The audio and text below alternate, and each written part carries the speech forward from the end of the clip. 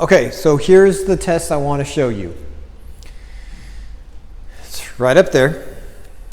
This is going to show you where the weakness is in your system. Okay? And it's very simple. I'm going to make it overly simple. What you're going to do is you're going to stand on one leg. You want to have a soft knee. You're going to do this for 30 seconds.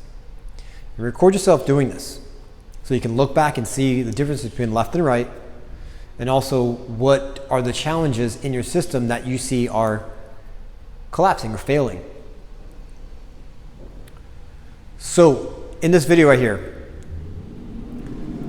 again, single leg stance for 30 seconds, soft knee.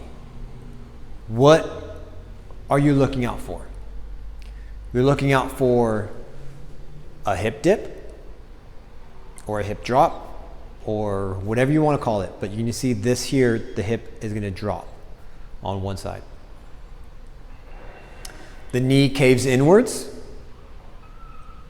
The torso leans to keep your balance. So when all these things happen, there's something compensating. Something is doing more work than it should. And over time, if you can imagine, mile 3, mile 6, mile 13, whatever your distance is, you're going to start having knee discomfort because the knee, the quad, the front of the thigh, is trying to create stability for something else.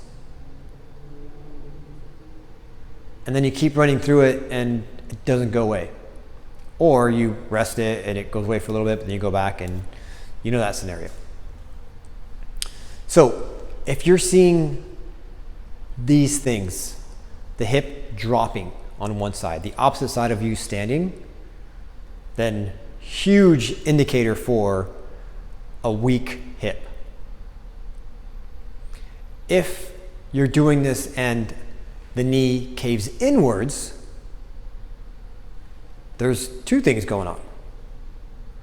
One, which is usually the main one, is also a weak hip, but also a foot instability issue. And thirdly,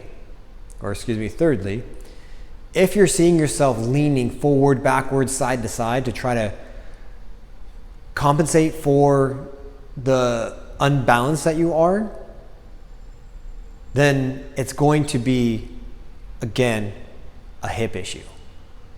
Your hip should be nice and stable when you're on one leg.